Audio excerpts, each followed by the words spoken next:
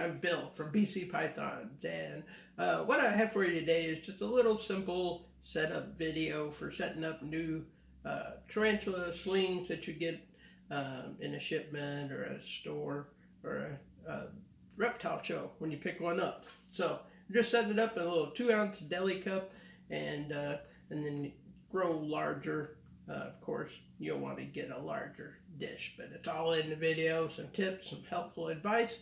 So sit back, enjoy, and I want to say thank you to DEA Exotics for having their benefit auction, and I hope the money went to a good cause there to help out Becky's mother, and also to Ray over at Euphoric Reptiles, who without his participation in the auction, I would not have these new little tarantulas that I do. And I want to say thank you to him. Make sure you go and check out both of those guys' channels and give them some support, show them some love. And also Edward and Sarah Tyndall, go over and check those guys out. They have a fabulous reptile and tarantula and arachnid collection going on, and check out their videos. So I want to say thanks for watching, and sit back, take some notes, and have fun. Have a great day. Thank you. And welcome, Bill from BC Pythons. And what I'm doing today is, by request, I had a couple people ask how I set up a little sling tarantula. This is what you commonly get a sling tarantula sent to you in, whether it's postal, FedEx, etc. Come in a box packaged in tissue or paper towel that has been moistened. And here's what you can do. For most species of tarantulas, this one is a B. vagans or Brachypelma vagans, Mexican red rump. And these are the ones I won at the DEA Exotics benefit auction with the help of Ray over at Euphoric Reptiles. Actually won the auction, and we kind of did a deal with them. So I have them, and I actually thought I was getting 2 and ended up getting 4. So luckily for me, and luckily also for one of you guys, I'm going to be giving one of these away. So stay tuned for a video upcoming on that. But anyway, back to setting up. All you really need is the 2-ounce standard souffle sauce dish and a lid, which when you buy these, like in packs of 20 or 50, they come with the lids. And I just take a soldering iron and put small holes in the top, just with a tip. Now you don't want them too big, just burn you a couple little holes. So first thing to do is take some substrate, which is just Echo Earth. And when I do larger setups, I will mix in vermiculite. But being these are a temporary sling setup home, I just moisten the Echo Earth and let it set and absorb a little bit. Pack it down in there. Big stick. Get that out of there. So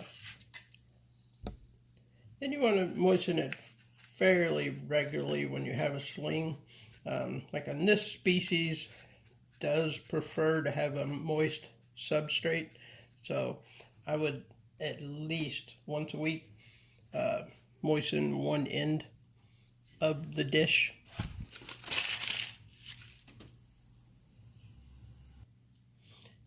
And what you want to do there is moisten it, like I said, regularly, at least once a week. Try to keep one corner of the dish moist.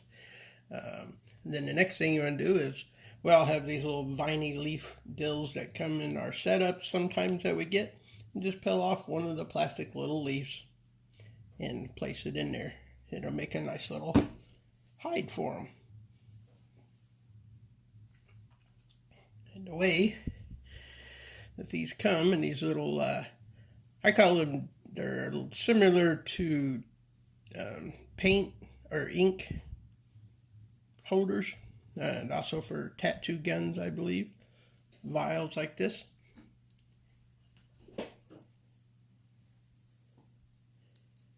And what you want to do is just reach down in here and carefully, slowly take out that one. These are usually moistened pretty good.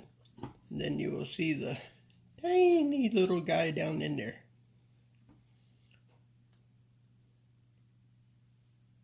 Let me shine a little light on there.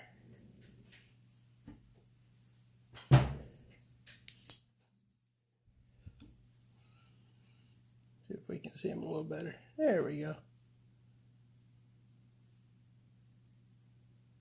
Just a wee little sling guy.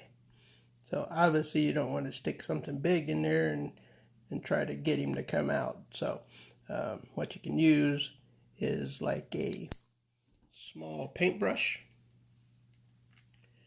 or you can tilt it like that and see if he'll come on out on his own. Oh, and before I go, I forgot the sphagnum moss.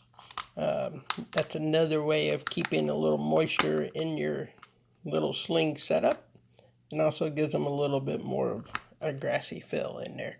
And what this is just that sphagnum moss. You can get it at any pet store, any reptile show. You can get a big bag of it for like $5 to $8, and it'll last you years. So I just simply moisten it with spray and place it in the little enclosure, and that will help to sustain moisture in your new sling's home. So, quick little ad note. Thanks for watching. Okay, let's see if we can't get this guy to come on out and show us. I'm just using a little like a bread tie here. See if we can coax him to come on out a little bit.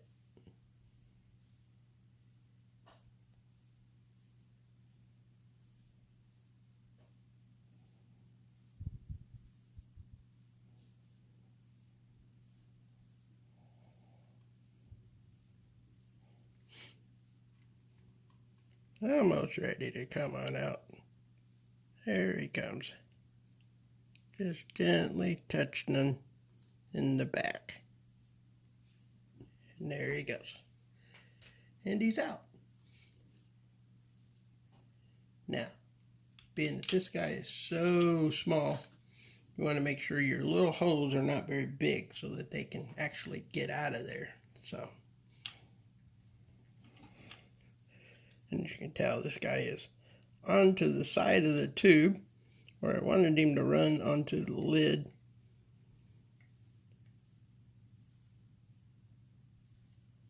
But he decided to go over there. So,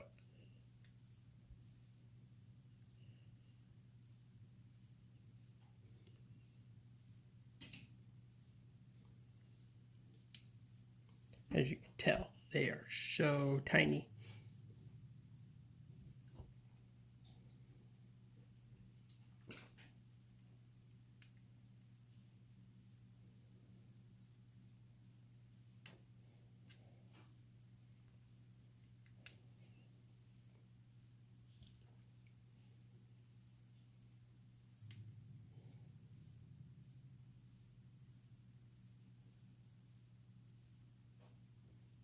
There we go. Now we get him down on the substrate. There he is. Try to zoom in a little bit here.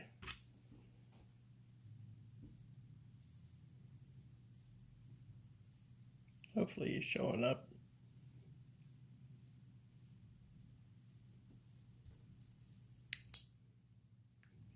Shine a little more light on him.